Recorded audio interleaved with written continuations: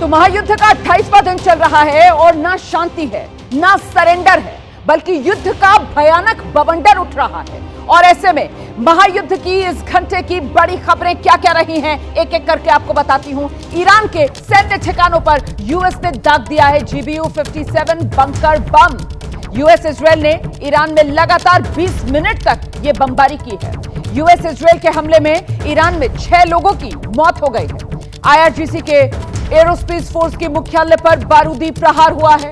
Hezbollah दावा कर रहा है 24 घंटे में 21 इजरायली टैंकर उसने तबाह कर दिए हैं। तो ये एक एक करके ये बड़ी खबरें जो सामने निकल कर आ रही हैं। इजरायली टैंकर 24 घंटे में 21 इजरायली टैंकर तबाह करने का बड़ा दावा किया जा रहा है हिजबुल्लाह की तरफ से। ईरान ने मिसाइल्स की 83वीं खेप दाग दी है। तेल अवीव में तबाही मचाई है। स्ट्रेट ऑफ हॉर्मुज में ईरान ने थाईलैंड के जहाज को निशाना बना दिया। 6 अप्रैल तक ईरान के पावर प्लांट पर अमेरिका हमला नहीं करेगा, मोहलत बढ़ा दी अमेरिका ने। ईरान पलटवार कर रहा है, ट्रंप तो झूठ बोल रहे हैं, हम तो कोई बातचीत ही नहीं कर रहे हैं। मोदी सरकार ने पेट्रोल डीजल की एक्साइज ड्यूटी घटा दी है। तो ये 1 घंटे की अब तक की वॉर ब्रेकिंग आपने एक एक करके ये सारी बड़ी खबरें जान ली।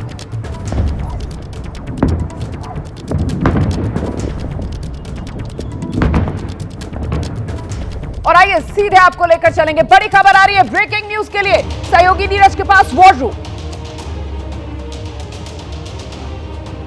वॉर रूम से इस वक्त जो बड़ी खबर आ रही है वो भी ईरान से ही आ रही है। हॉर्मुज स्ट्रेट में हॉर्मुज में जहाजों पर ईरान के हमले जारी हैं और ईरान ने थाईलैंड के एक और जहाज पर किया है हमला।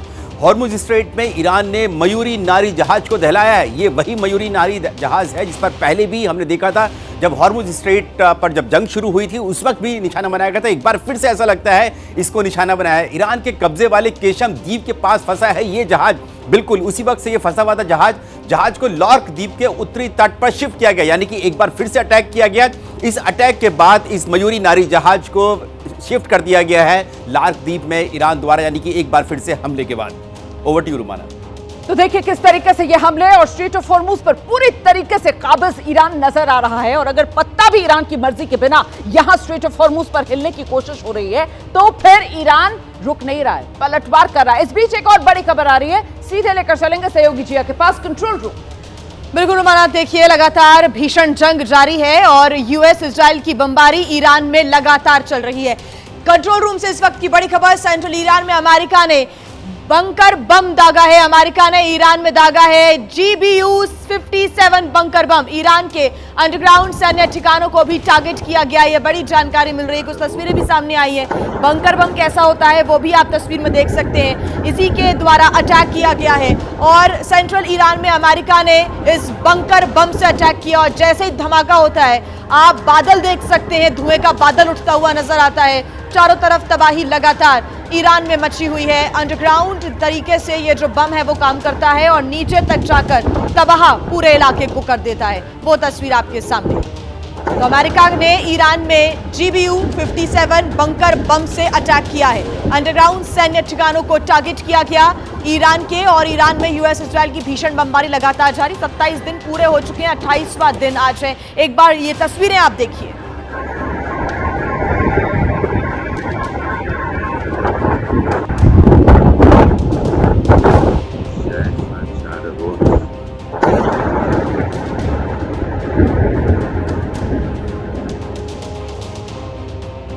तो ये GBU-57 बम और ये बंकर बम है, जमीन में कई 100 किलोमीटर नीचे जाता है और उसके बाद धमाका होता है। तो एक तरफ ये जो हमले हो रहे हैं इसको लेकर आंकड़ा सामने निकल कर आ रहा है। ईरान में ये जो यूएस और इजराइल की तरफ से बमबारी हुई है इसमें 6 लोगों की मौत हो गई। ये बड़ी खबर है।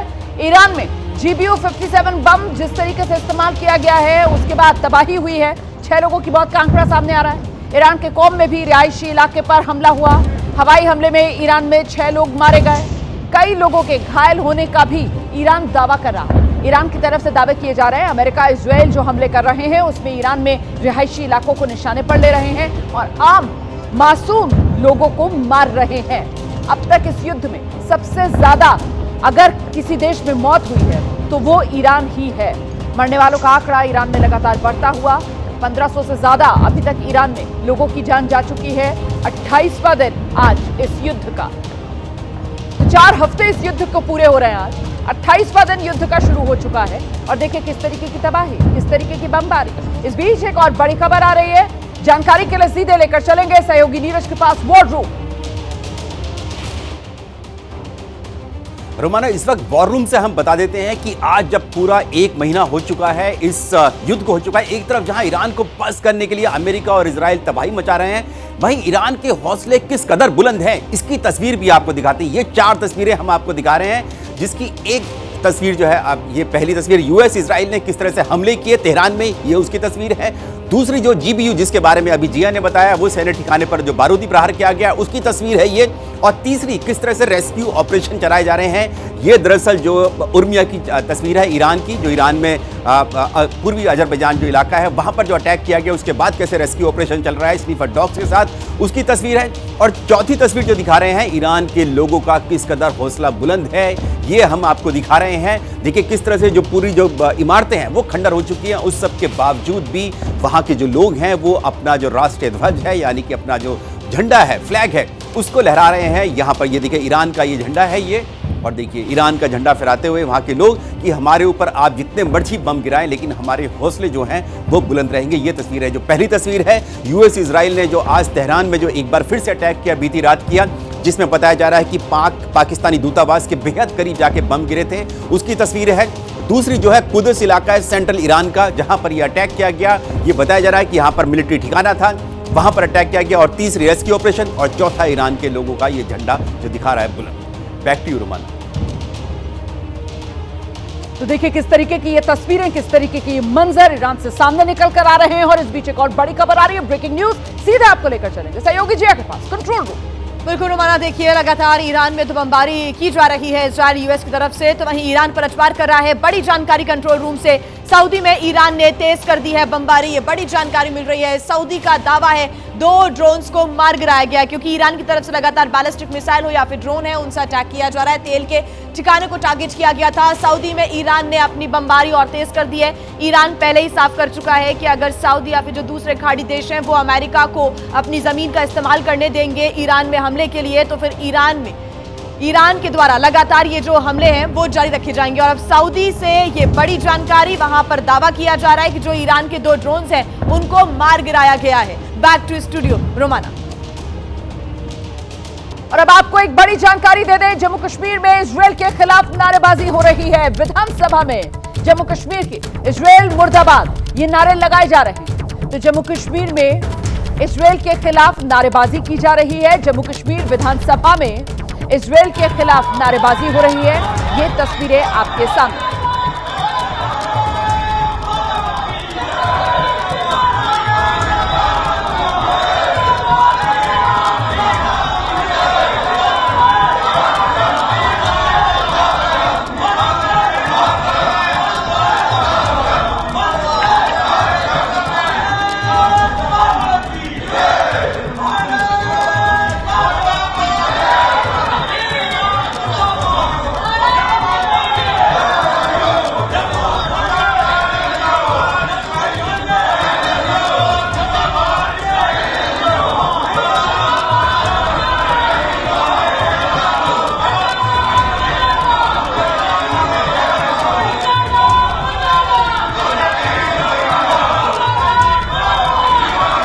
आप देख रहे हैं जम्मू कश्मीर विधानसभा के भीतर से ये तस्वीरें सामने आई हैं। आयतुल्लाह अली खमेनी की तस्वीर के साथ जम्मू कश्मीर विधानसभा के भीतर जोरदार नारेबाजी हो रही है। ईरान के समर्थन में और इजराइल के विरोध में यहां नारे लगाए जा रहे हैं। इजराइल मुर्दाबाद के नारों की गूंज जम्मू कश्मीर विधानसभा में सुनाई पड़ रही है। और जम्मू कश्मीर विधानसभा में ये जो नारेबाजी हो रही है वो कहीं ना कहीं जम्मू कश्मीर के लोगों की जो भावनाएं हैं, जो सेंटिमेंट है, उसी को आवाज देने की यहां इन तस्वीरों के जरिए कोशिश की जा रही है। हम सीधे आपको लेकर चलेंगे, सहयोगी अजय बाशलू इस वक्त हमारे साथ मौजूद हैं। अजय, जम्मू कश्मीर विधानसभा में ये सत्ताधारी जो विधायक हैं उन्हीं की तरफ से नारेबाजी की जा रही है?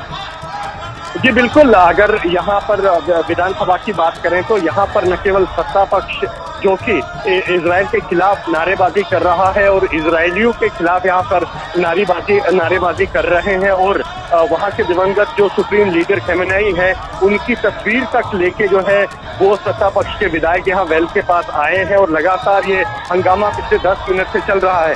वहीं जो बीजेपी के जो विधायक हैं वो भी यहाँ प्रदर्शन कर रहे हैं। हालांकि उनका प्रदर्शन का इजराइल से कोई लेना देना नहीं है।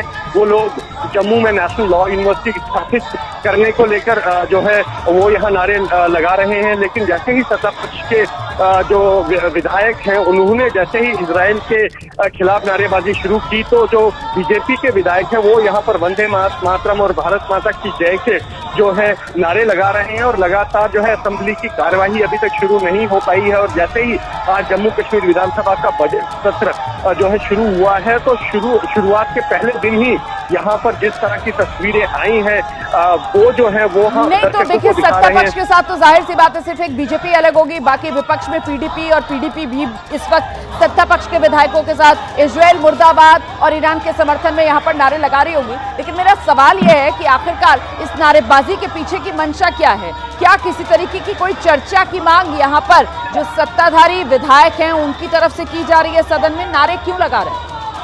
नारे देखिए, जिस तरह का सेंटिमेंट है वो कहीं ना कहीं उस सेंटिमेंट को जो कश्मीर में सेंटिमेंट इस समय उभर रहा है, चाहे वो ईरान की मदद की बात हो जहां पर करोड़ों रुपए जो है वो कश्मीर पे जुटाए गए और कहा गया कि इसको ईरान तक भेजा गया, तो कहीं ना कहीं उस सेंटिमेंट को देखते हुए यहाँ पर ये नारेबाजी की जा रही है। क्योंकि और लगातार जो आप बात कर रही हैं कि चर्चा होनी चाहिए या नहीं होनी चाहिए, उस बाबत अभी तक कोई मांग नहीं रखी गई है। क्योंकि जैसे ही आज ये विधानसभा शुरू हुई तो शुरुआत में ही जो है यहाँ पर इजराइल के खिलाफ नारेबाजी शुरू हुई, ईरान के समर्थन में नारेबाजी शुरू हुई। और ये नारेबाजी शुरू होने के साथ ही जो बीजेपी के विधायक थे, बाकायदा मैं कहूँ रोमाना, तो पूरी तैयारी के साथ ये दोनों प्रोटेस्ट जो हैं विधानसभा के अंदर किए जा रहे हैं। क्योंकि जिस तरह से खमेनेई का जो तस्वीर है वो अंदर लहराई जा रही है, पोस्टर लहराए जा रहे हैं और साथ में कुछ विधायकों ने काली पट्टी तक बांधी है, तो इस तरह का विरोध यहाँ हो रहा है। और दूसरा बीजेपी के भी जो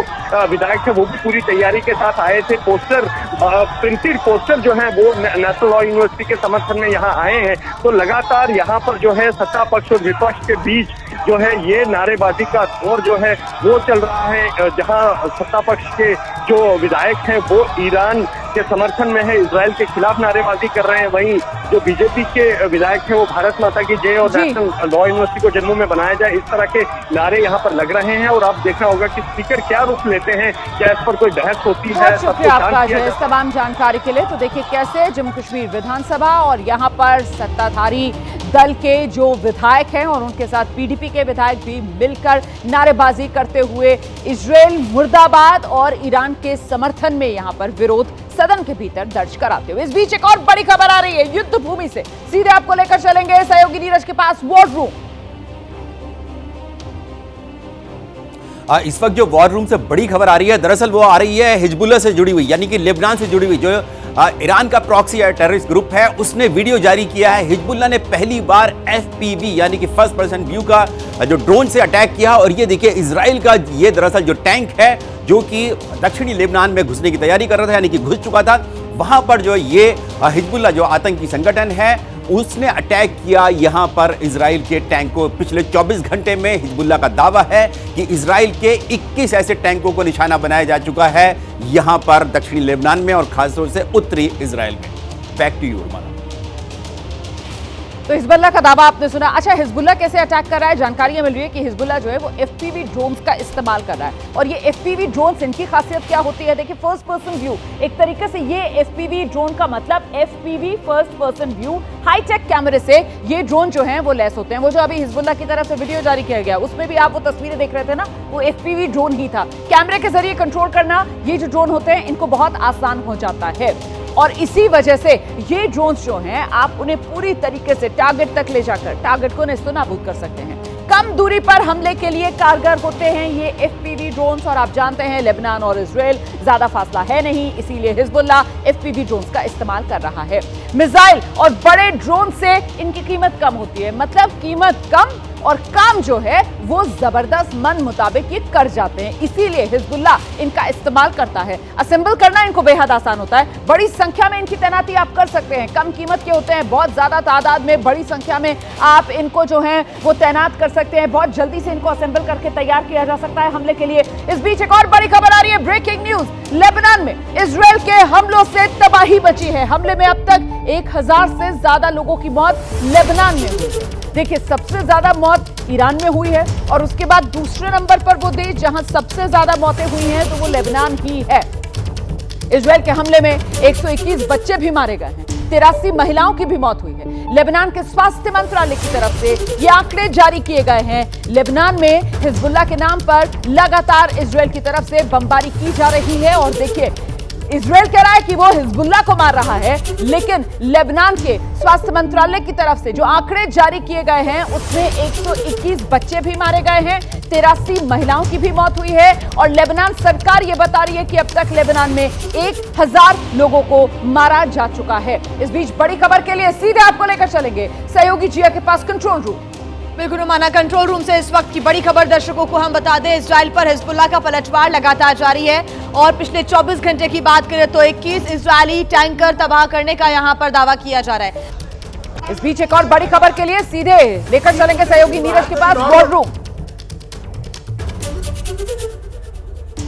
रोमाना, इस वक्त जो बड़ी खबर आ रही है वॉर रूम से, दरअसल अमेरिका और इजराइल के खिलाफ ईरान में प्रदर्शन तेज हो गए हैं। ईरान के कई शहरों में लोगों ने प्रदर्शन किया है। ये प्रदर्शन जो हो रहे हैं, देखिए अटैक्स तो हो ही रहे हैं ईरान में जो अमेरिका और इजराइल कर रहे हैं, लेकिन इन सब के बीच में ये तस्वीरें देखिए आप जो कि ईरान से आ रही है, ईरान के अलग अलग हिस्सों से आ रही है। देखिए बड़ी संख्या में जो लोग जो हैं वो सड़कों पर उतरे हुए हैं और वो हाथ में जो उनके ईरान का झंडा है। लेकिन ये जो प्रदर्शन है ये दरअसल हो रहे हैं अमेरिका और इजराइल के खिलाफ, जो पिछले 28 दिनों से लगातार जारी हैं। यहाँ पर अटैक्स जारी हैं। अमेरिका और इजराइल के अलग अलग हिस्सों में कोई सा ऐसा हिस्सा इजराइल और अमेरिका ने छोड़ा नहीं है ईरान का जहां पर ये अटैक्स नहीं किए गए हैं। कोई सा ऐसा प्रांत जो पिछले 28 दिनों में 30 जो प्रांत है वहां पर ये अटैक्स देखे जा सकते हैं। Back to you रुमान।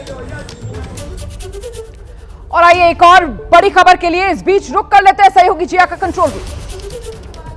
दिन पूरे हो चुके हैं, 28वें दिन जंग और भीषण होती जा रही है और ईरान ने हमलों की अब 83वीं लहर जारी कर दी है। यह बड़ी जानकारी मिल रही है। 83वीं लहर लॉन्च कर दी गई है मिसाइल्स की, ये जानकारी, और समर्थन करने वाले देशों का ईरान ने धन्यवाद किया अपनी मिसाइल्स के ऊपर। Thank you German people, thank you India भी लिखा गया है। इन मिसाइलों को लॉन्च करने से पहले एक संदेश धन्यवाद का दिया है ईरान ने। तो ये तस्वीर लगातार सामने आ रही है क्योंकि 28वां जो दिन है वो शुरू हो चुका है महायुद्ध का और ये तस्वीर आपके सामने। इन मिसाइल्स के ऊपर लिखा है thank you German people, thank you people of India. हमले की जो 83वीं लहर है उसकी शुरुआत हो गई है और इसी लहर के बाद जो संदेश है धन्यवाद का वो ईरान ने दिया है। Back to you Rumana. महायुद्ध को लेकर जम्मू कश्मीर विधानसभा में झड़प हुई है। इस वक्त की बड़ी खबर मैं आपको बता दूं, बीजेपी और कांग्रेस के विधायकों के बीच धक्का मुक्की हो गई है। ये जानकारी सामने आ रही है। आप जानते हैं कैसे जम्मू कश्मीर विधानसभा में इजराइल मुर्दाबाद के नारे गूंज रहे थे, कैसे आयतुल्लाह अली खामनेई की तस्वीर लेकर सत्ताधारी दल के जो विधायक हैं वो जम्मू कश्मीर विधानसभा में ईरान के समर्थन में, इजराइल के विरोध में नारे लगा रहे थे। फिलहाल बीजेपी और कांग्रेस के विधायकों के बीच जम्मू कश्मीर विधानसभा में धक्का मुक्की हुई है, झड़प हुई है। जम्मू कश्मीर विधानसभा की कार्यवाही आधे घंटे के लिए स्थगित करनी पड़ी है। ये बड़ी खबर। कांग्रेसी विधायक दरअसल नरेंद्र मोदी मुर्दाबाद के नारे लगाने लगे। इसी को लेकर भाजपा विधायक भड़क गए। बीजेपी के विधायकों ने राहुल गांधी पप्पू है के नारे लगा दिए और दोनों दलों के विधायक आमने सामने जब आए तो फिर मार्शल्स को पहुंचना पड़ा, उन्हें बीच बचाव करना पड़ा। देखिए कैसे मामला ईरान इजराइल को लेकर नारेबाजी से आगे बढ़ते हुए देश की सियासी स्थिति को लेकर नारेबाजी पर आया और उसके बाद बीजेपी और कांग्रेस के विधायकों में धक्का मुक्की हुई है। हाथापाई होने की नौबत आ गई है। मार्शल्स को आकर बीच बचाव कराना पड़ा। सीधे आपको लेकर चलेंगे, सहयोगी अजय बाशलू इस वक्त हमारे साथ मौजूद हैं। जरा अजय बाशलू से जानते हैं अभी स्थिति क्या है। आधे घंटे के लिए सदन की कार्रवाई को स्थगित करना पड़ा। अजय जी बिल्कुल रमाना, जिस तरह का हंगामा आज जम्मू कश्मीर विधानसभा में हुआ, न केवल विपक्ष बल्कि सत्ता पक्ष के विधायक भी जो हैं हाथों में पोस्टर लहराते और नारेबाजी करते नजर आए और विपक्ष ने भी कुछ ऐसा ही किया, जिसके बाद यहां मजबूरन करीब 20-25 मिनट की कार्यवाही के बाद स्पीकर जो हैं अब्दुल रहीम राथर, उन्होंने आधे घंटे के लिए जम्मू कश्मीर विधानसभा को स्थगित किया है।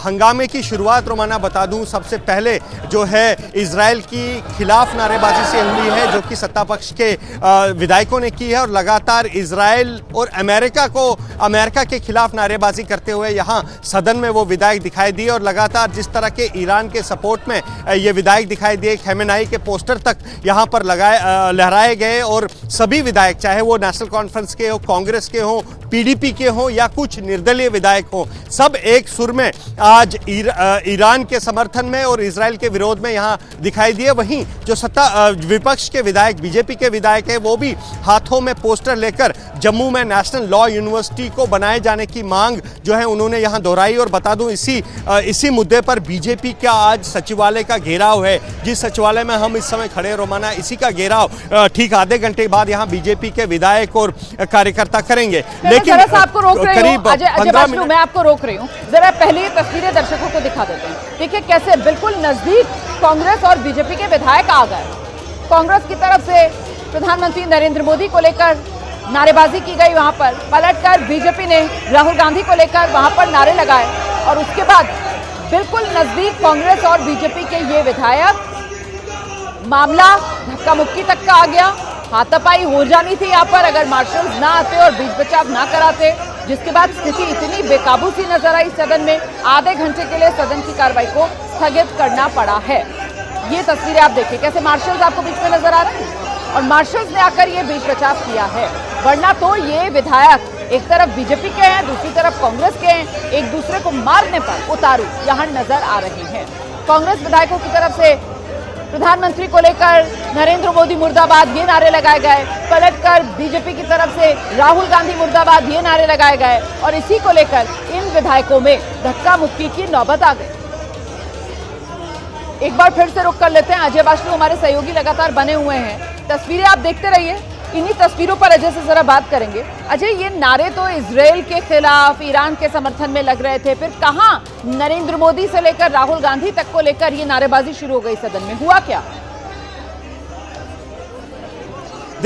देखिए हुआ ये कि जो इजराइल और नेशनल लॉ यूनिवर्सिटी का जो मसला था, जिस पर करीब 20 मिनट तक सदन में हंगामा हो, उसके बाद किसी न किसी तरीके से स्पीकर ने दोनों पक्षों को बिठाया और दोनों पक्ष आराम से बैठ गए और स्पीकर ने ये कहा कि हमें विधानसभा की कार्यवाही जिसमें आम लोगों के मुद्दे हैं वो उठाने हैं। और जैसे ही सभी विधायक जो हैं वो बैठे, बीजेपी की तरफ से विधायकों ने डिमांड की कि नेशनल लॉ यूनिवर्सिटी पर जो है वो मुख्यमंत्री उमर अब्दुल्ला अपना नजरिया स्पष्ट करें। बस उनका इतना ही बोलना था कि नेशनल कॉन्फ्रेंस के सभी विधायक जो है उठे और नेशनल लॉ यूनिवर्सिटी के खिलाफ यहां नारेबाजी होने लगी। इसी नारेबाजी के बीच कांग्रेस के विधायकों ने नरेंद्र मोदी के खिलाफ नारेबाजी करना शुरू कर दी, जिस पर बीजेपी के विधायक भड़क गए और बीजेपी के विधायकों ने न केवल कांग्रेस के विधायकों को घेरा बल्कि उन्होंने राहुल गांधी के खिलाफ नारेबाजी शुरू कर दी। और ये जानकारी के लिए, ईरान को लेकर इजराइल और अमेरिका ने जब से हमला बोला है, पूरा मिडिल ईस्ट जंग की आग में जल रहा है। एक तरफ ईरान जिस पर ताबड़तोड़ हमले किए जा रहे हैं, दूसरी तरफ ईरान भी इन हमलों का पूरी ताकत से जवाब दे रहा है। मौत का ये खेल है, मौत के इस खेल में ईरान तन्हा नहीं है अकेला ईरान के साथ खड़े हैं उसके 4 यार, आतंकवादियों की वो ब्रिगेड जिन्होंने अपने बारूदी हमलों से इस महजंग में कोहराम मचा दिया है। दिखाते हैं आपको यूएस इजराइल के खिलाफ सबसे बड़े आतंकवादी चक्रव्यूह की ये कहानी, जिसके खुलासे ने पूरी दुनिया में फैला दी है सनसनी। तो ये महाजंग है जिसमें एक तरफ हमास के लड़ाके हैं, दूसरी तरफ हिजबुल्लाह घात लगाए बैठा है और जैसे ही इन्हें मौका मिलता है ये हमलों की झड़ी इजराइल पर लगा देते हैं। इजराइल की उत्तरी सीमा पर एक सन्नाटा है, लेकिन ये सन्नाटा तूफान से पहले की शांति जैसा है। लेबनान में बैठा हिजबुल्लाह हर पल, हर सेकंड इजराइल को निशाने पर रखे हुए है। उसके पास हैं हजारों मिसाइलें जो सिर्फ दागी नहीं जाती बल्कि निशाना चुनकर दागी जाती है। जब में हमास हमला करता है तो कुछ ही देर में उत्तरी सीमा भी जलने लगती है। एक साथ दो मोर्चे, दो दिशाओं से हमला, ये कोई संयोग नहीं हो सकता। ये है एक ऐसी रणनीति जिसका मकसद है इजराइल को हर तरफ से घेर लेना।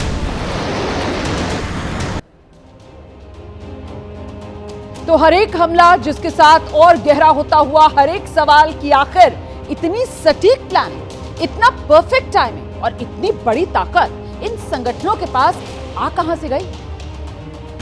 जानकारों की माने तो हिजबुल्ला, हमास, हूती और बीएमएफ के आतंकियों को ईरान सालों से फंडिंग कर रहा है। सिर्फ फंडिंग ही नहीं कर रहा, बल्कि उन्हें हथियार और हमले की ट्रेनिंग भी दे रहा है। और ये इजराइल और अमेरिका के लिए ही नहीं, पूरी दुनिया के लिए बड़ा खतरा साबित हो सकता है। ईरान की कूटनीति तो दुनिया के सामने अब आई है, जब हिजबुल्ला और ईरान दोनों कोऑर्डिनेटेड अटैक कर रहे हैं इजराइल के ऊपर, और जब हमास जैसा सुन्नी ऑर्गेनाइजेशन जिसे ईरान सपोर्ट करता है, यानी इस्लामिक कोऑपरेशन के नाम के ऊपर भी जो मिडिल ईस्ट की दूसरी कंट्रीज हैं वो उसके खिलाफ नहीं जा पा रही हैं। इसे ही तो कहते हैं कूटनीति कि अमेरिका इन संगठनों को आतंकवादी संगठन घोषित करे और ये अपने आप को फ्रीडम फाइटर्स बताए।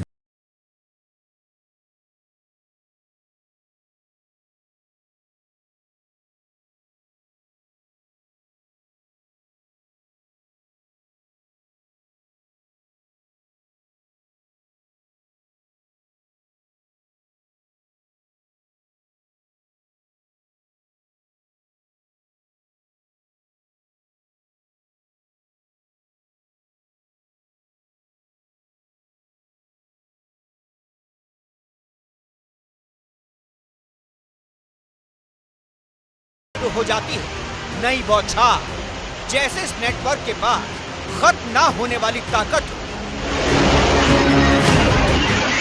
और यही है इस जंग का सबसे डरावना पहलू कि ये जंग कभी भी पूरी तरह से खत्म नहीं होती।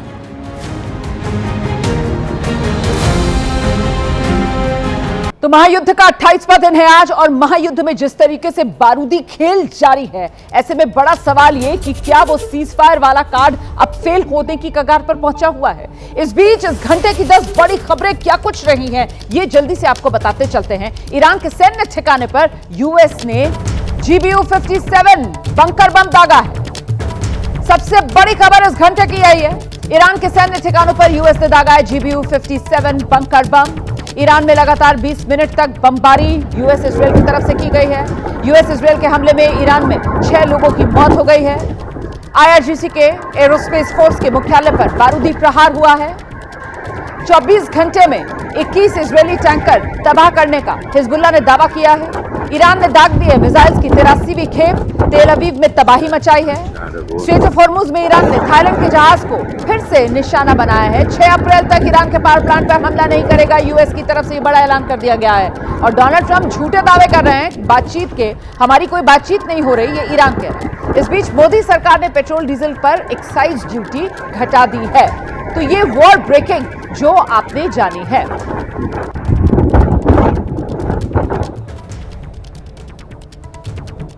तो स्ट्रेट ऑफ हॉर्मुज में जहाजों को लेकर ईरान की तरफ से बमबारी जारी है। अभी की बड़ी खबर यह कि ईरान ने स्ट्रेट ऑफ हॉर्मुज में एक और जहाज को उड़ा दिया है। स्ट्रेट ऑफ हॉर्मुज में ईरान के हमले से तबाह हुआ है यह जहाज। जानकारी मिल रही है कि बिना ईरान की इजाजत के स्ट्रेट ऑफ हॉर्मुज पार करने की कोशिश में था यह जहाज, जिसके बाद इस जहाज पर हमला हुआ है। जहाज के बारे में फिलहाल और जानकारी का इंतजार है, लेकिन तस्वीरें देखिए आप, कैसे जहाज पूरी तरह जलकर राख बनता हुआ नजर आ रहा है। जोरदार हमला इस जहाज पर हुआ है और हमले के बाद जहाज में आग लग गई है और जहाज पूरी तरीके से नष्ट होता हुआ नजर आ रहा है। ईरान की तरफ से अभी पुष्टि का इंतजार है और ये जहाज कौन सा था, तमाम जानकारियों का भी अभी इंतजार है। फिलहाल एक और बड़ी खबर आ रही है, जानकारी के लिए रुक करेंगे सहयोगी नीरज का वॉर रूम। वॉर से जो इस वक्त बड़ी खबर मिल रही है वो भी दरअसल हॉर्मुज स्ट्रेट से ही मिल रही है। थाईलैंड के एक और जहाज पर ईरान का हमला हुआ है। थाईलैंड के एक और जहाज पर ईरान ने हमला किया है। हॉर्मुज स्ट्रेट में ईरान ने मयूरी नारी जहाज को दहलाया है। ये वही मयूरी नारी जहाज है जिस पर करीब 20-25 दिन पहले भी ईरान ने हमला किया था। ईरान के कब्जे वाले केशम द्वीप के पास फंसा ये जहाज पहले से फंसा हुआ था। ये जब अटैक हुआ था उसके बाद जहाज को अब लार्क द्वीप के उत्तरी तट पर शिफ्ट किया गया, यानी कि मयूरी नारी जो जहाज जिस पर पहले अटैक हुआ था दूसरी बार ये अटैक हुआ है इस पर, और ये अटैक होने के बाद इसको ईरान ने यहां से शिफ्ट कर दिया है लार्क द्वीप में। पहले ये केशम द्वीप के पास था ये जहाज और अब इसको शिफ्ट कर दिया गया है, यानी कि इसको हटाया जा रहा है यहां से ताकि यहां पर हॉर्मुज स्ट्रेट को खोला जा सके। Back to you Rumana. तो ये तस्वीरें आप देख रहे हैं किस तरीके से स्ट्रेट ऑफ हॉर्मुज में अपना दबदबा कायम रखता हुआ ईरान, अगर कोई जहाज उसकी मर्जी के बिना यहां से गुजरने की कोशिश में तो फिर उस पर निशाना साधता हुआ ईरान। इस बीच एक और बड़ी खबर आ रही है, सीधे रुक करेंगे सहयोगी अपर्णा का कंट्रोल रूम। महायुद्ध का 28वां दिन और दोनों ही तरफ से बमों की बारिश की जा रही है। रोमाना, जिस तरह से हम तस्वीरें भी लगातार दिखा रहे हैं और इस वक्त की बड़ी खबर, तेल और गैस संकट के बीच बड़ी राहत की खबर आ रही है। 47,600 टन एलपीजी लेकर पहुंचा है जहाज, कांडला पोर्ट पहुंचा है जगवसंत जहाज। 47,600 टन ये हॉर्मुज को पार कर भारत पहुंचा है जगवसंत। इस वक्त की बड़ी खबर आपको बता रहे हैं, तेल और गैस का संकट, लेकिन भारत के लिए बड़ी खबर, ये जो जहाज है एक और जगवसंत वो हॉर्मुज को पार कर भारत पहुंच गया है। रोमाना, देखिए किस तरीके से भारत में गैस और तेल की संकट ना हो, इसको लेकर सरकार की जो कोशिशें हैं वो किस तरीके से रंग लाती हुई नजर आ रही है। एक और जहाज एलपीजी की बड़ी खेप लेकर भारत पहुंचा है और इस बीच चर्चा करेंगे हम। हमारे साथ हमारे सहयोगी एबीपी न्यूज के रोविंग एडिटर जगविंदर पटियाल इस वक्त मौजूद हैं, साथ ही खास मेहमान पूर्व राजनयिक अचल मल्होत्रा साहब हमारे साथ मौजूद है। जरा स्क्रीन पर दिखाइए कौन कौन मेहमान इस वक्त हमारे साथ मौजूद हैं। जी, पूर्व राजनयिक अचल मल्होत्रा जी हमारे साथ मौजूद हैं, रक्षा विशेषज्ञ, और साथ ही कर्नल रिटायर्ड शैलेंद्र सिंह जी भी हमारे साथ जुड़ रहे हैं इस चर्चा में। फिलहाल सीधे लेकर चलेंगे आपको सहयोगी जगविंदर पटियाल के पास और जरा जानते हैं जगविंदर पटियाल से, ये भारत सरकार की कोशिशें ही रंग लाती हुई नजर आ रही हैं। सुरक्षित स्ट्रेट ऑफ हॉर्मुज भारत के जहाज पार कर रहे हैं, देश पहुंच रहे हैं। जगविंदर, देखिए, पहले तो यह है कि ईरान ने बहुत बड़ी राहत दिया और ये कहा है कि जिन देशों के जहाज हॉर्मुज का इस्तेमाल कर सकते हैं उनमें भारत भी शामिल है। लेकिन दूसरी बात रोमाना ये भी है, हमें बहुत ज़्यादा ढोल पीटने की ज़रूरत नहीं है क्योंकि हमारा देश बहुत बड़ा है और हमें होशियार रहने की ज़रूरत है। अगर अभी आप देखें जितने भी भंडारे चले हैं रामनवमी पे, उनसे बहुत सारी चीज़ें गायब हो गई हैं क्योंकि हम ना पूरी बना सकते हैं ना हलवा बना सकते हैं, उनमें गैस बहुत ज़्यादा लगती है, इसलिए हम लोग तंदूरी रोटी पर चले गए हैं। लेकिन सवाल ये है कि क्या ये एफर्ट सिर्फ भंडारे और नॉर्मल जो आयोजन है उन तक सीमित रहना चाहिए? हमें बचाव करना है, हमें बचाना है क्योंकि जंग का पता नहीं है कि जंग कितने दिन चलेगी। और ट्रंप है, इनका तो कुछ पता ही नहीं है, इनको खुद ही नहीं पता होता है कि मुझे कल क्या करना है या कल क्या कहना है। हो सकता है कि ये एग्रीमेंट पे भी चले जाएं और हो सकता है कि ये वॉर में भी चले जाएं, जमीनी हमला कर दे तो वो हालात और खराब हो जाएंगे। सो मेरा कहना ये है कि हमें इन हालात पर नजर रखते हुए बहुत खुश नहीं होना है, लंबी प्लानिंग करनी पड़ेगी। बहुत कि अगर पते की बात आपने यहाँ पर कही है कि जो कुछ हो रहा है उसको देखकर बहुत ज्यादा खुश होने की जरूरत नहीं है, संयम बरतने की यहाँ पर जरूरत है। मैं आऊंगी आपके पास दोबारा, खास मेहमानों का भी हम रुख करेंगे। इस बीच एक और बड़ी खबर आ रही है, ब्रेकिंग न्यूज दर्शकों को बताते चलते हैं। ईरान में अमेरिका इजरायल ने तबाही मचा रखी है, तेहरान समेत कई शहरों में जबरदस्त बमबारी हो रही है। ईरान के अंडरग्राउंड सैन्य ठिकानों पर भी बंकर बम अमेरिका ने बरसाया है। सेंट्रल ईरान में अमेरिका ने GBU-57 बंकर बम दागा है। तेहरान में 10 से 20 मिनट तक ये बम वर्षा हुई है, अनवरत बिना रुके। IRGC के एरोस्पेस मुख्यालय को निशाना बनाया गया है, ये जानकारी सामने आ रही है। यूएस इजरायल के हमले में ईरान के 6 लोगों की मौत भी हुई है। तो ये बड़ी खबर है, ईरान में लगातार तबाही मचाता हुआ अमेरिका और इजरायल। ये GBU-57 जो दागा है ईरान में, तो बंकर बस्टर बम है ये, और जमीन में कई सौ किलोमीटर नीचे जाने के बाद इस बम में विस्फोट होता है। बड़ा ताकतवर, बड़ा शक्तिशाली ये बम है और इसी के जरिए ईरान को नेस्तनाबूद करने पर आमादा अमेरिका और इजरायल फिलहाल नजर आ रहे हैं। ये तस्वीरें भी आप देख रहे हैं कैसे अमेरिका ने बंकर बम गिराया। एरोस्पेस मुख्यालय ईरान का, वो देखिए आप कितनी क्षति उसको पहुंची है। तस्वीरें बता रही हैं आग लगी होगी तभी धुएं का इतना बड़ा गुबार है, आसमान को छूता हुआ नजर आ रहा है। 10 से 20 मिनट तक ये बमबारी हुई है, 6 लोगों की मौत हो गई है। रेस्क्यू ऑपरेशन भी ईरान में बड़े स्तर पर चलाया गया है। सीधे रुख करेंगे हमारे साथ जो खास मेहमान हैं, जरा अचल मल्होत्रा सर के पास हम लेकर चलें आपको। उससे पहले रक्षा विशेषज्ञ कर्नल शैलेंद्र सिंह हमारे साथ मौजूद हैं और जरा कर्नल शैलेंद्र से ही ये समझ लेते हैं। सर, ये GBU-57 जिसका इस्तेमाल किया गया है, पहले भी इसी का इस्तेमाल किया गया था जब आयतुल्ला अली खामेनेई समेत वो ईरान के सैन्य और सियासी नेतृत्व का खात्मा किया था अमेरिका ने। जय हिंद, नमस्कार। GBU-57 बॉम्ब इस्तेमाल करने के दो चीजें बड़ी क्लैरिटी से दिख सकती है। एक है कि how much business US means, किस हद तक जा सकता है, क्योंकि इस तरह के बंकर बस्टर बॉम्ब जो हैं वो बड़ी रेयरली इस्तेमाल किया जाते थे, लेकिन अब हम देख रहे हैं कि उनका इस्तेमाल बार बार हो रहा है। और सीधी सीधी बात है, बंकर बस्टर मींस आप जमीन के ऊपर एम कर ही नहीं रहे, आप जमीन के नीचे एम कर रहे हो जहां पर ईरान की ताकत है। लेकिन अपने आप में मैं ये जिम्मेदारी का एनालिसिस दे सकता हूं, जरूरी नहीं है कि वो बंकर बस्टर बॉम्ब कितना सक्सेसफुल हुआ, बट ये दिखाता है कि यूएस किस हद तक जा रहा है कि जमीन के नीचे चाहे 50 मीटर हो चाहे 100 मीटर हो, लेकिन वो वहां पर जाकर, क्योंकि उसे मालूम है IRGC की असली स्ट्रेंथ, ईरान की असली स्ट्रेंथ जमीन के नीचे है, चाहे वो मिसाइल्स हो, चाहे वो ड्रोन्स हो, चाहे वो सो कॉल्ड ये जो इन्होंने जिस पर स्ट्राइक किया है, that is the air space station of IRGC। So overall definitely it's a very major strike by बिल्कुल सही कह रहे हैं सर आप। जहां पर ईरान की ताकत है वहीं पर चोट पहुंचाने की जुगत पे अमेरिका है। और देखिए, दुनिया ने पहली बार, अगर मैं गलत नहीं हूं, ये GBU-57 बम जो है अमेरिका ने यहां ईरान पर ही दागे थे साल 2025 में, और अब एक बार फिर इस साल ईरान पर ही ये GBU-57 जो बंकर बम है ये अमेरिका यहीं ईरान पर ही दाग रहा है। इस बीच एक और बड़ी खबर आ रही है, महायुद्ध ब्रेकिंग दर्शकों को बताते हैं। अमेरिका ने बड़ी तैयारी कर ली है, नौसेना के जहाजों को मध्य पूर्व में अमेरिका भेज रहा है। कुछ जहाजों को बहरीन के पास देखा गया है। इसके अलावा फारस की खाड़ी, ओमान की खाड़ी के नजदीक भी अमेरिका के युद्धपोत पहुंचते हुए अमेरिकी युद्धपोत का इनकी जो सैटेलाइट इमेजेस हैं उससे जानकारी मिल पा रही है कि ये अमेरिका के युद्धपोत जो हैं अब वो ओमान की खाड़ी के नजदीक पहुंच रहे हैं। सीधे जरा रुक करेंगे सहयोगी जगविंदर पटियाल के पास, इसको लेकर कुछ और डिटेल्स हैं। क्या जानकारी मिल रही है जगविंदर? देखिए रोमाना, कल से ही ये बिल्डअप चल रहा है और जितने भी एसेट अमेरिका के लगे हुए थे या नेटो के लगे हुए थे यूरोप में या फिर यूक्रेन में, उनको शिफ्ट किया जा रहा है। एक जो असला बारूद खत्म हुआ है उसको शिफ्ट करके ये जिस तरह से डिफेंस सिस्टम है उसको इंप्रूव कर रहे हैं। आपने देखा होगा कि जेलेंस्की कल से अरब देशों की यात्रा पर हैं, वो मिल रहे हैं, सऊदी अरब के प्रिंस से भी मिले हैं, तो वो अपने 200 आदमी भी दे रहे हैं कि किस तरह से जो ड्रोन से अटैक किए जा रहे हैं उनको आपने निष्क्रिय करना है, क्योंकि यूक्रेन काफ़ी टाइम से वॉर में है। तो नेटो और अमेरिका ने उसकी ड्यूटी लगाई है कि आप जाके अरब देशों की सुरक्षा के लिए जो कर सकते हैं, आपके रिलेशन भी अच्छे होंगे और आप वहां पर जाके बात कीजिए। तो ये एक अलग से डिप्लोमेसी शुरू हुई है और यूके भी ये साफ कर चुका है कि जितने भी ब्रिटेन या उसके आसपास के आर्मी बेसिस पर एसेट हैं या समुद्र में एसेट हैं उनको शिफ्ट किया जा रहा है मिडिल ईस्ट, क्योंकि यहां क्राइसिस है।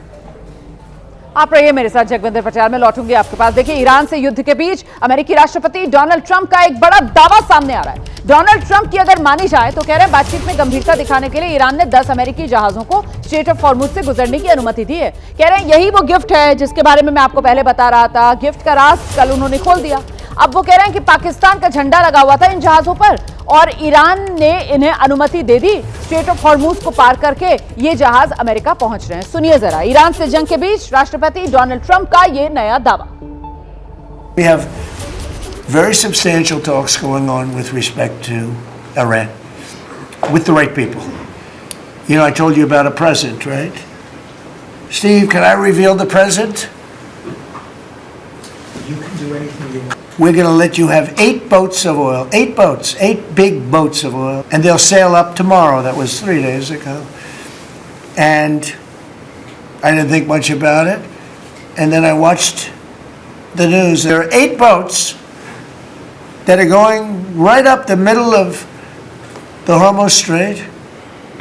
8 big tankers are going loaded up with oil right through. And I said, well, I guess they were right, and they were real, and I think they were Pakistani flagged. Yes. And I said, well, I guess we're dealing with the right people. And actually, they then apologized for something they said, and they said, we're going to send 2 more boats. All these stories that get printed like, oh, I want to make a deal. They are begging to make a deal, not me. They're begging to make a deal. And anybody that saw what was happening over there would understand why they want to make a deal. But a total fool, and they're not fools. They're very smart, actually, in a certain way. I say they're lousy fighters, but they're great negotiators. Donald Trump कभी कहते हैं Iran समझौते के लिए राजी हो गया, कभी कहते हैं बातचीत करने वाले ईरान के नेता बड़े अच्छे हैं, और कभी कहते हैं कि ईरान कैंसर है, ईरान का इलाज वो कर रहे हैं, दुनिया को वो कैंसर से बचा रहे हैं। असल में ईरान युद्ध में ट्रंप ऐसे फंस गए हैं कि उन्हें बाहर निकलने का रास्ता सूझ नहीं रहा है। लेकिन उनकी बड़ी चिंता अमेरिका की जनता को यह समझाने की है कि वो जो कर रहे हैं वो तो बड़े फायदे का सौदा है। लेकिन फिलहाल इस पे कामयाब होते हुए डोनाल्ड ट्रंप नहीं दिख रहा है। खुद अमेरिका में जो सर्वे सामने आ रहे हैं वो बता रहे हैं कैसे डोनाल्ड ट्रंप की लोकप्रियता का ग्राफ लगातार नीचे जा रहा है।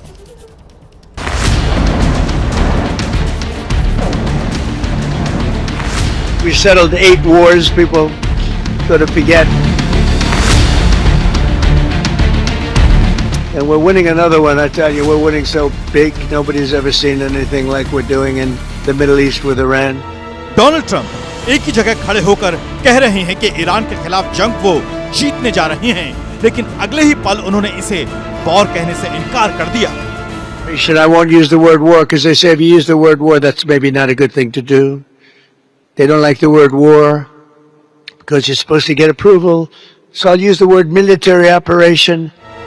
ट्रंप इसे मिलिट्री ऑपरेशन इसलिए कह रहे हैं क्योंकि अगर वो इसे वॉर का नाम देंगे तो अमेरिकी संविधान के मुताबिक इसके लिए उसे कांग्रेस की इजाजत लेनी होगी। अगर वो इसे जंग घोषित कर देंगे और कांग्रेस इसका अप्रूवल नहीं देगी तो फिर 60 दिनों में ट्रंप को सेना वापस बुलाने पर मजबूर होना पड़ेगा।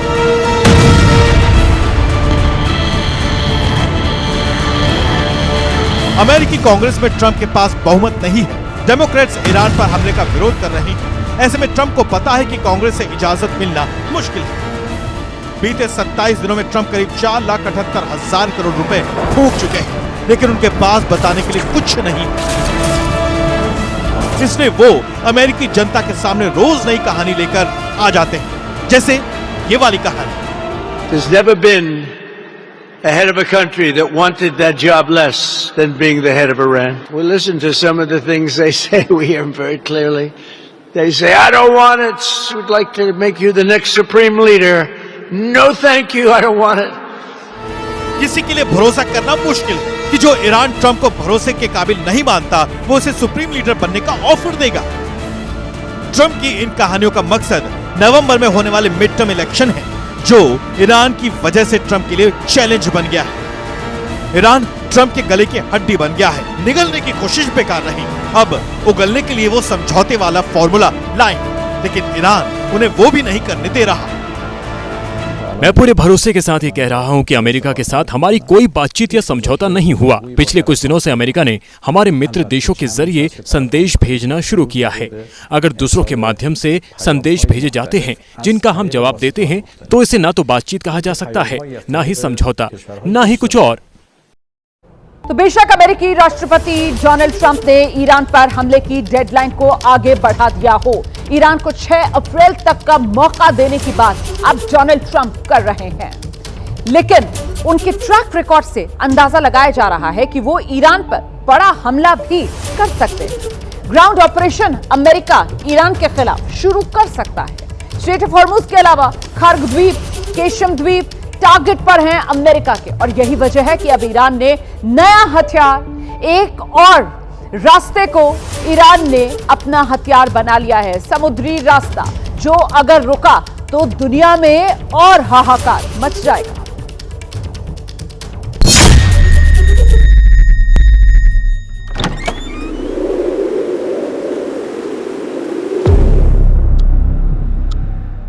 ईरान के खिलाफ छेड़ी गई जंग में वैसे तो कई दरवाजे हैं जिनके खुलने का अमेरिकी राष्ट्रपति ट्रंप को इंतजार है, लेकिन एक दरवाजा और भी है जो लाख कोशिशों के बाद भी अमेरिका कभी खोल नहीं पाया है।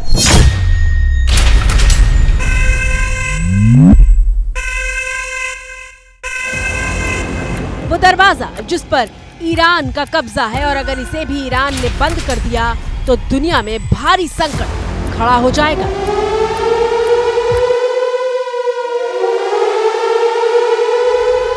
लाल सागर के सीने पर मौजूद इस रास्ते का नाम है बाब अल मंडेब। अरबी भाषा में इस नाम का मतलब होता है आंसुओं का द्वार।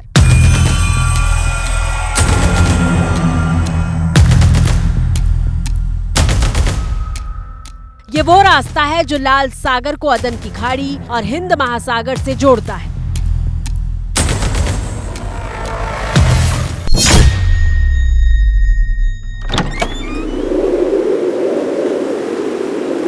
विश्व व्यापार के माध्यम से बात करें तो करीब 15 से 20% तक विश्व का व्यापार इसी सकरे बिंदु से जाकर के गुजरता है, जो चोक पॉइंट माना जाता है।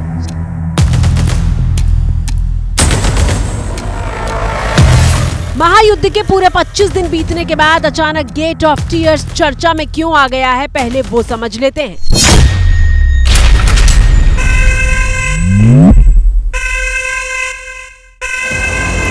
सोमवार और मंगलवार लगातार 2 दिन अमेरिका के राष्ट्रपति ट्रंप ने दावा किया कि उनकी ईरान से बहुत अच्छी बातचीत चल रही है। Negotiations, as it turned out, and now you've seen what I said yesterday was exactly correct. We're in negotiations right now. They're doing it along with Marco, JD. We have a number of people doing it, and the other side, I can tell you, they'd like to make a deal. They're talking to us, and they're talking sense. They're not going to have a nuclear weapon, and we're talking about that. And I don't want to say in advance, but they've agreed they will never have a nuclear weapon. They've agreed to that. कौन बातचीत करेगा Trump के साथ? जब Trump ठोकता जा रहा है, Israel ठोकता जा रहा है, तो कौन है जो बताएगा अपने लोगों को कि मैं देशद्रोही हूं, मैं बातचीत करने को तैयार हूं? ईरान के लोग कहते हैं बिल्कुल नहीं, तो बड़ा शैतान है, इससे बात नहीं।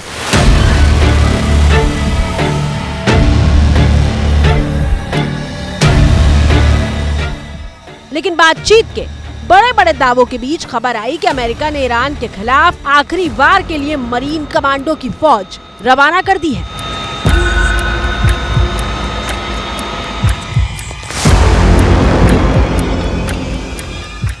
अमेरिका के 5 युद्धपोत ईरान की तरफ बढ़ रहे हैं। पश्चिम एशिया में 5 युद्धपोतों का पहुंचना बहुत बड़ी बात है।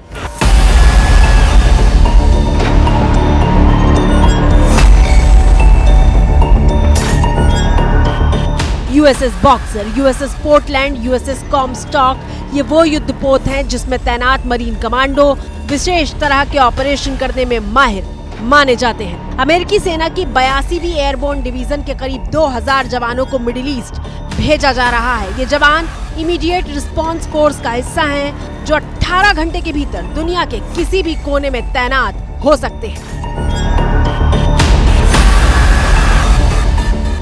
ऑपरेशन एपिक फ्यूरी के तहत अमेरिका के 50,000 सैनिक पहले ही मिडिल ईस्ट में तैनात हैं।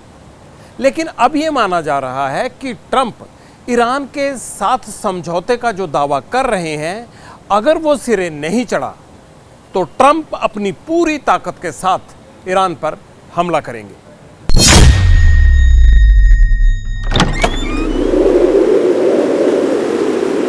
तो ये चीज़ बड़ी स्पष्ट है कि ऑयल को वो कंट्रोल करना चाहता है। वेनेजुएला का ले लिया है, उसके पास अपनी प्रोडक्शन बहुत है। रूस अपना जो कर रहा है करने दो। चीन के पास इतनी प्रोडक्शन तेल की है नहीं, वो तो बहुत बड़ा इंपोर्टर है। अल्टीमेट टारगेट चाइना है, चाइना के ऊपर को मार पड़ेगी। और जो ईरानियंस ने अगर कहा है कि ये हम पे फिर हमला करेगा, 100% ये करेगा। ये सिर्फ एक जिसको कहते हैं डिसेंट इंटरवल, एक किताब थी वियतनाम जंग के बारे में, कम्बोडिया के बारे में, कि आप वियतनाम में जंग लड़ रहे हो तो कम्बोडिया पे कब हमला करोगे, ये वियतनाम वॉर की बात है। तो उसने कहा आफ्टर अ डिसेंट इंटरवल। तो ये डिसेंट इंटरवल का इंतजार कर रहा है।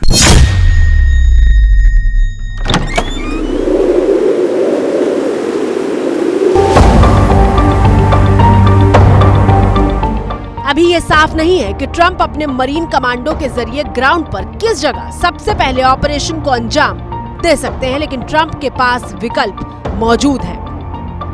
पहला विकल्प, हॉर्मूज को दोबारा खोलने के लिए ट्रंप खार्क द्वीप पर कब्जे की कोशिश कर सकते हैं, जो ईरान का क्राउन ज्वेल कहा जाता है।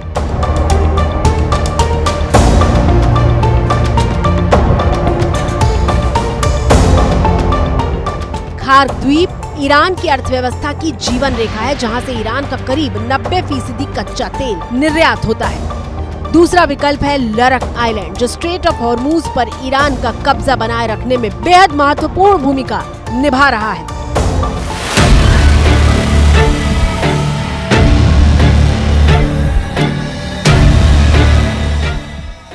हाँ, घिरा हुआ है पर वो जूझ रहा है। विदाउट डाउट इस समय चुनौतियां हैं।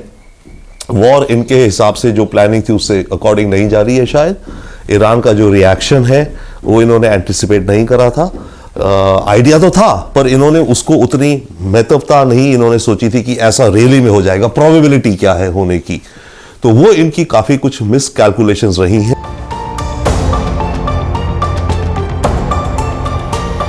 लक्षद्वीप को ही ईरान का टोल बूथ कहा जा रहा है, जहां ईरान के बंकर से लेकर अटैक करने वाला तमाम साजो सामान मौजूद है और इस रास्ते से गुजरने वाले जहाजों को आसानी से निशाना बना सकते हैं। ट्रंप के सामने तीसरा विकल्प है ईरान के भीतर घुसकर ग्राउंड ऑपरेशन को अंजाम देना। हालांकि ईरान की भौगोलिक स्थितियां किसी भी दुश्मन के लिए ऐसे ऑपरेशन को नामुमकिन बना देती हैं। विकल्प ट्रंप के पास ये है, एक तो है या तो कह दे मेरी विक्ट्री है और वापस चला जाए, वो कर नहीं सकता। ठीक है, विक्ट्री कहने को तो है, पूरी ईरान की नेवी बर्बाद कर दी, एयरफोर्स बर्बाद कर दिए, न्यूक्लियर प्रोजेक्ट्स भी काफ़ी सारे गिरा दिए और ईरान को पिछले अगले 20 साल के लिए खदेड़ दिया। बट विक्ट्री क्लेम करके जा नहीं सकता क्योंकि इजराइल बैठा है, इजराइल रुकने वाला नहीं है। इजराइल को है कि आखिरी मौका है, कर दो। तो ये जंग बड़ी कॉम्प्लिकेटेड सिचुएशन में इस समय